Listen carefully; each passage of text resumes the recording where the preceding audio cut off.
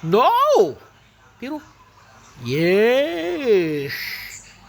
Yes! Magmikos-mikos sa taong pintura mga koys. Para atong ilitring diri no. Ipakita na ako sa inyo kini karon. Mao ni akong trabaho mga koys. Dugay na kayo. Since high school pa ko, dito ko nagdako sa usa ka shop. So, mga mentors karon wala na gyud mga koys. Dugay-dugay na pod ko alamang kalitering mga koys. So, kini ang freehan karon na pod ko nakabalik. No? Almost siguro tuig na pod wala ko maka-freehan. So, dugay-dugay na. No? Dili day magbago gyud ang atong mga kamot. Kitams. One stroke delete. One stroke lang yan mga koys. So, pag may alam ka sa littering mga koys, di ka na wala no.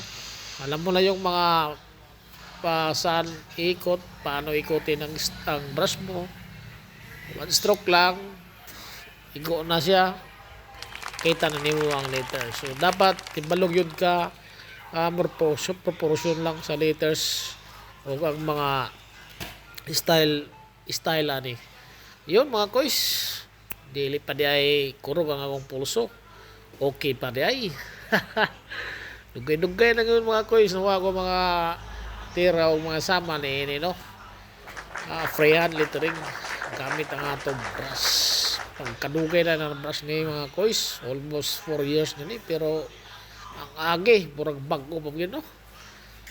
Lisod pa to guys, kaya mawaya itong gidakan ni, mawaya itong trabaho yun eh. Forever na yun eh siya. Usa ka festival and float artist. Kung nain yung mga gusto ipahimo mga koys, kontak lang. Kontak lang sa mo. Ang dami mo serbisyo kaninyo mga koys. Yun. Napakaganda talaga mga koys pag mayroon kang talent na ganito.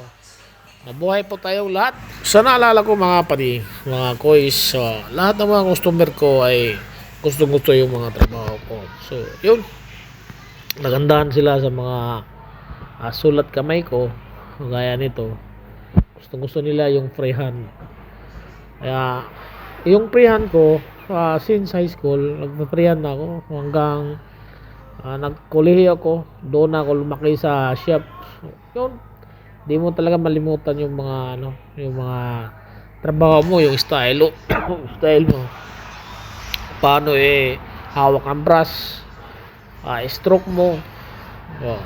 Kailangan pag stroke mo niyan meron na yang kuan, agi. Ito pa. Nako. Oh no.